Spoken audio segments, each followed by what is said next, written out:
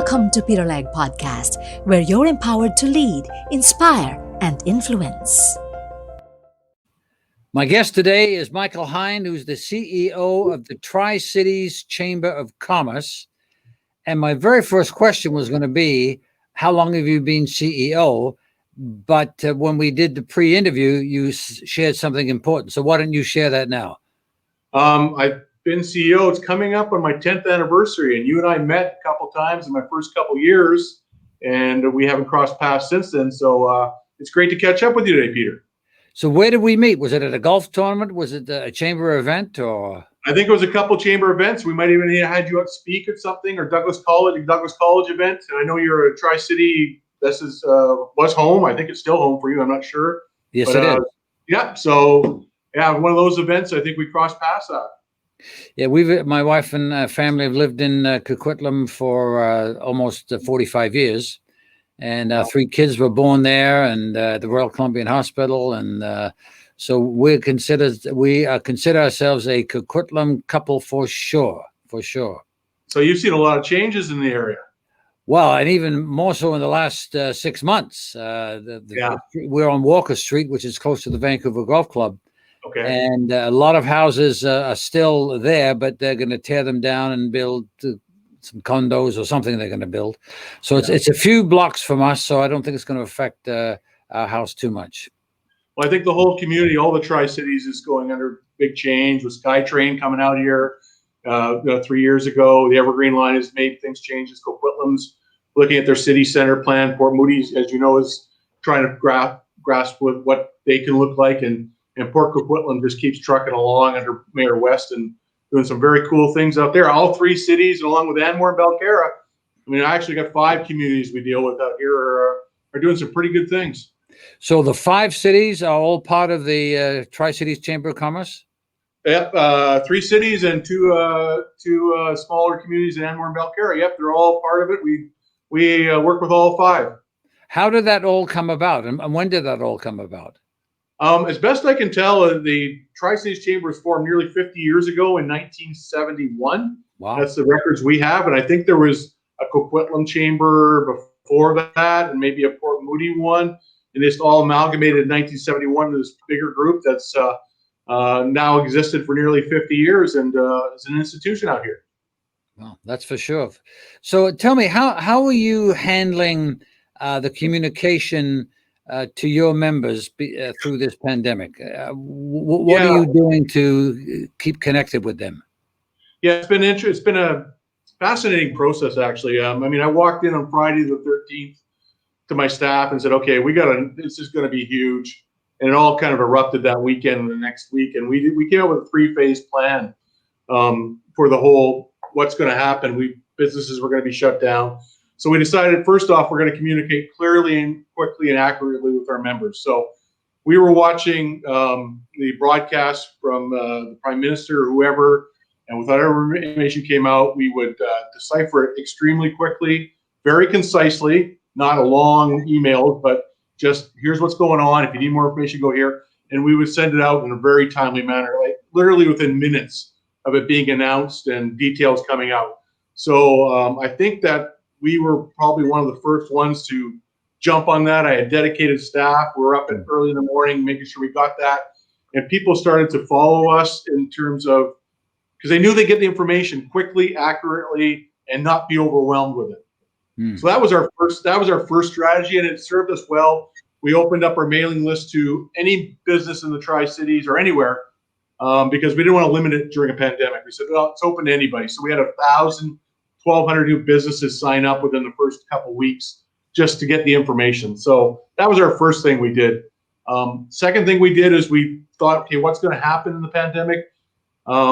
So we got together. I phoned up the local BIAs in Austin Heights, downtown Port Coquitlam, and the shop local Port Moody people. So I got all 3 communities. I said, okay, let's do a shop local campaign. These small businesses are going to need this as we go forward. So we got together, pooled some dollars, brought it in the local newspaper, and started I think we started one of the first ones, a shop support, what we call it support local, not shop local, support local campaign. Got the mayors involved, all the cities jumped on board with their some media support. And we got local influencers to do videos up. The mayors did videos, the MPs, other people, and just get it in people's minds that you need to support the local business during this tough time. So that proved very successful. So we're continuing to build on that. We had 3 phases to it. I know I'm rambling a bit here, but we're into phase 3. We envisioned would be about May, June would be revitalization, reopening. So we kind of hit that right on. Now we're trying to visualize what the next 6 months is going to look like. So what would you say your 3 biggest challenges right now for your businesses? And you've probably got large as well as small businesses.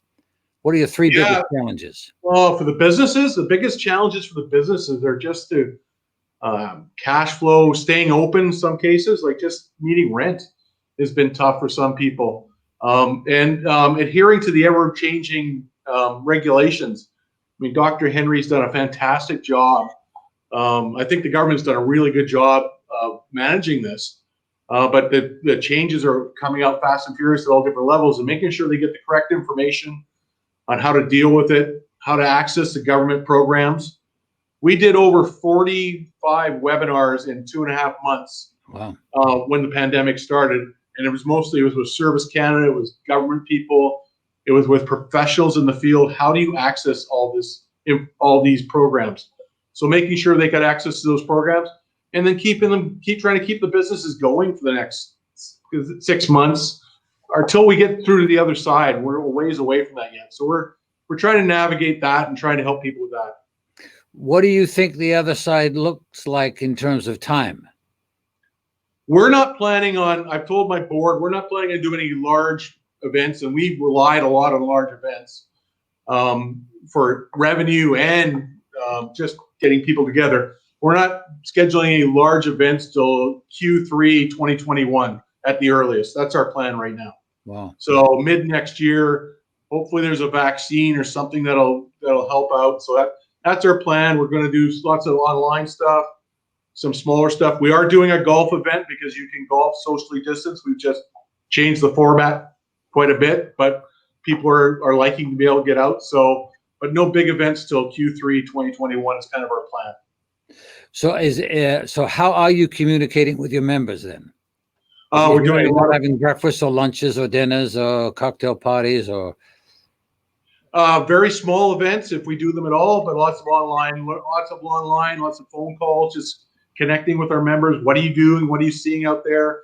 They'll contact us if they've got an issue, and we'll talk to them about how we can help them out. So the in-person stuff has been difficult. We want to be very adhere to Dr. Henry's guidance, so we're not going to push the envelope on any of that. But we're doing what we can with what we got.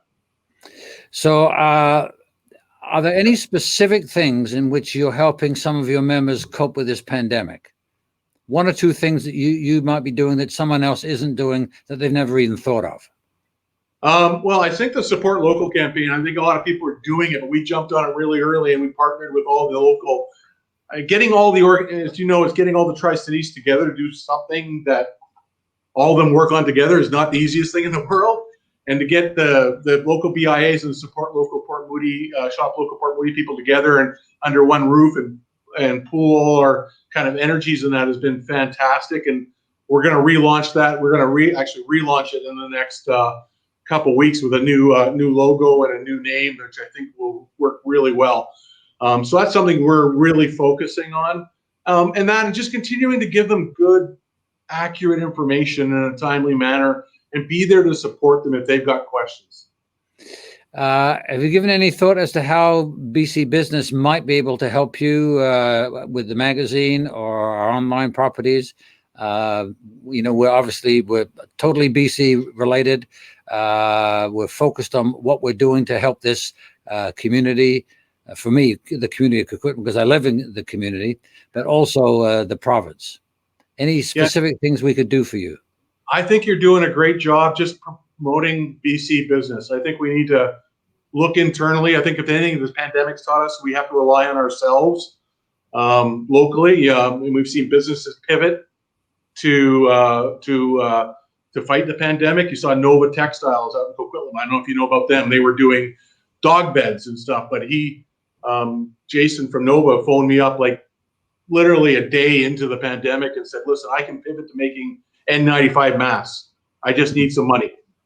So I picked up the phone right away. I phoned local MLA. I phoned our local MPs. They did some work. It took a couple weeks to get through back and forth. Jason took it upon himself to go ahead and order the equipment he needed to get it at a big expense. But eventually, with a couple weeks, it hit Mike Farnsworth's desk, the Solicitor General, and he said, "No, we need this." So the province signed on. Now he's he's probably the biggest supplier of N95 masks in BC. He's selling to Canada only, and he's here in Coquitlam. It's a great story. So I think focusing on stories like that, Peter, and people like that, we've got some great people in our community and throughout BC. They're doing great things, so we can do more locally and not rely on the rest of the world to provide us with the things we can do locally. Yeah, I think it seems to me, being a businessman in Burnaby, but living in Coquitlam, I seem to sense that you're doing some things a little differently than other chambers. What would you like to share with this audience in the closing couple of minutes of this interview? Support your local businesses, and that's where the money is. That's where the money stays in the community. And you can support the chain stores too. Like the local Canadian Tires are owned by local business fellows who live in our community, who support our community. So I'm not saying don't shop at some of the chain stores, because I think you should still do that if need be. But look at if you've got a purchase to buy, look at the smaller people. That's the backbone of our community. It's small business. 98% of businesses in the country are small businesses. So I would say support smaller businesses, support all local businesses wherever you can, would be my key takeaway. We're here at the chamber. We're like right now we're polling all our members, going, okay, we've had a pandemic, and I know you like good quotes, and one of my favorite ones I've used throughout this is "Never let a good crisis go to waste." Churchill. Yeah. And that's what we've said. I've said to my staff, okay, so how do we look differently going forward? Maybe we're not the same old chamber. Maybe we need to do things differently. So we're asking all our members for suggestions. What do you need from us? How can we be different? How do we need to adjust to help you out and help business going forward? Because I think you're going to see some changes in number of entrepreneurs, number of self-employed people, things like that. And I think we just need to be right there to help them. Do you think office space might be one of the big challenges when this is over? That's a really good question. I've got a meeting with the City of Coquitlam about that this afternoon, because I'm not sure what it's going to look like. I know people are working remotely more. Is that going to last? People like the social interaction. I think eventually we're going to want to get back to the water cooler talk, because that's where stuff gets done. Right now, people are working remotely. It's a really fascinating question. I'm doing a lot of reading into it. I'm doing a lot of digging into it, but I don't know I have an answer yet, but I don't know. What do you think? Well, our lease is up in about a year, actually, a year come Monday. We have 10,000 square feet in Burnaby, and half the staff do the magazines, not the sales guys, are working at home, and the magazines are getting out on time, and TV Week is a weekly, and the circulation is actually going up, and they have no interest in coming back. And as long as they do the job, I'm okay with that too. Well, yeah, you may be able to downsize a little bit.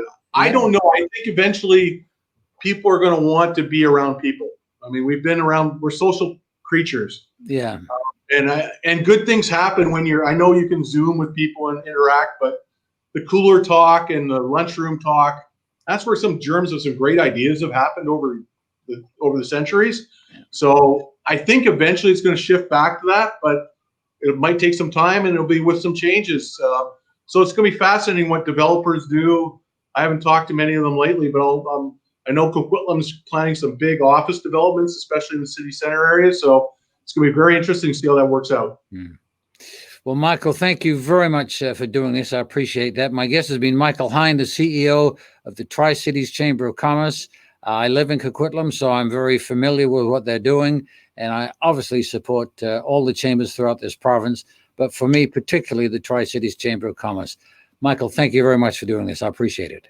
And thank you, Peter, for all you do and all you're doing for Chambers. The Chamber network is strong, and it's vital to the community. It's vital to the province as we go through this rebirth.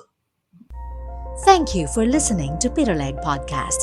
If you'd like to support this podcast, please log on to peterleg.com.